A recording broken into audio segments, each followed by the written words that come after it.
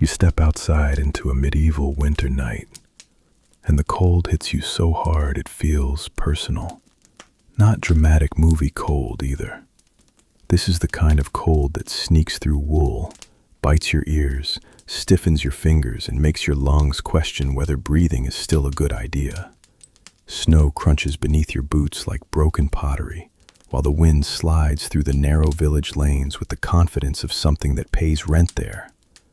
A few dim orange lights flicker behind tiny windows. Somewhere nearby, a dog barks once and immediately regrets leaving the warm straw pile it was sleeping in.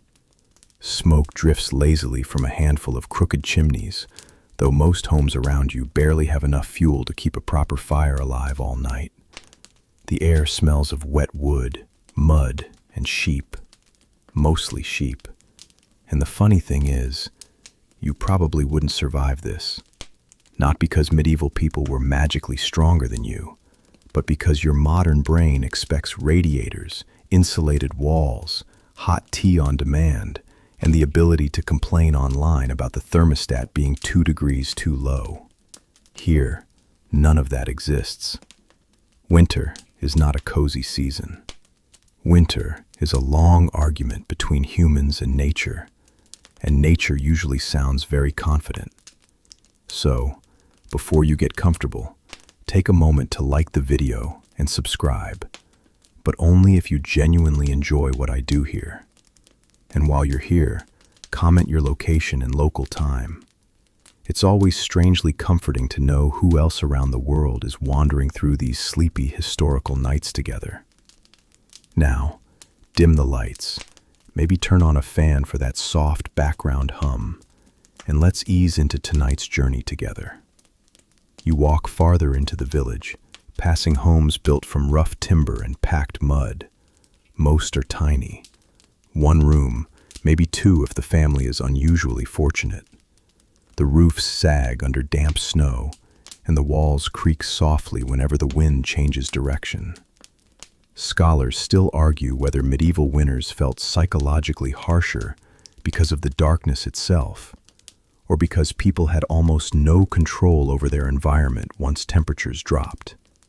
Either way, you feel it immediately. The cold owns everything here. Inside one of the cottages, a family huddles near a weak fire that barely deserves the name. The father feeds another precious stick into the flames, while watching it the way modern people watch their phone battery at 1%. Every piece of firewood matters. Gathering enough for winter takes months of labor, and running out can become deadly very quickly. A mainstream historical fact often forgotten today is that during parts of the medieval warm period, and later the Little Ice Age, European winters could become brutally severe, especially from the 14th century onward. Rivers froze, harvests failed, entire communities struggled through extended cold seasons that seemed endless. You duck your head through the doorway and immediately notice something else. The smell. Not horrifying exactly, just powerful. Smoke clings to the air because many homes lack proper chimneys.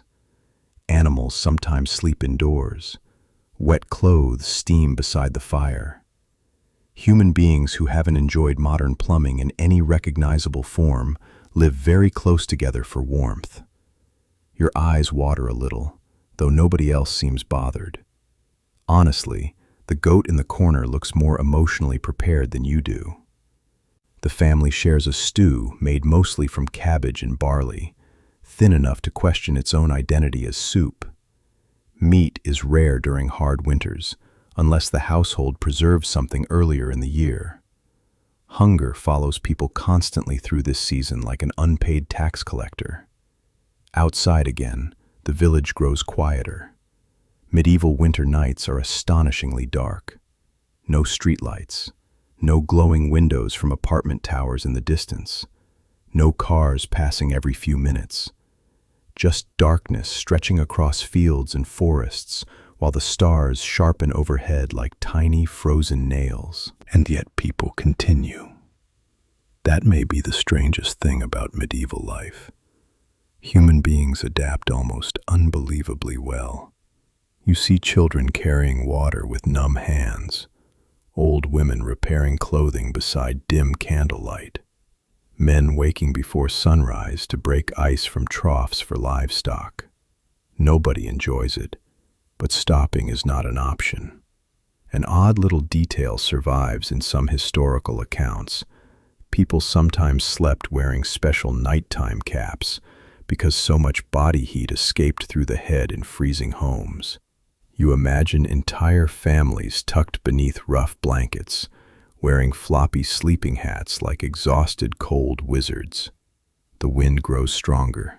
You pull your cloak tighter and continue down the frozen path toward the edge of the village, where smaller homes lean crookedly against the weather.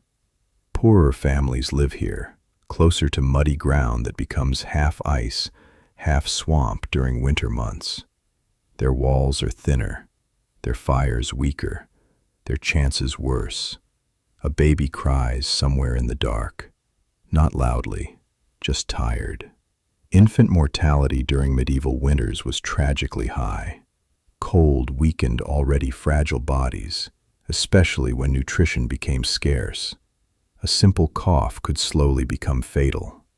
Parents knew this reality intimately. Every winter carried uncertainty. You notice how carefully people protect heat. Doors open and shut quickly. Blankets hang across entrances. Even animals are positioned strategically inside barns to trap warmth. Heat is survival, and survival becomes an everyday craft. The snow begins again, drifting quietly through the air. There's something strangely peaceful about it from a distance. Modern people often romanticize medieval winters because they imagine candlelight, soft snow, rustic cottages, maybe some soup bubbling happily in a pot. And yes, those moments exist, briefly. But underneath that cozy image is exhaustion, cold fingers, wet boots, hungry stomachs, frozen mornings, endless dark. You pass a woman carrying ashes from a fire pit.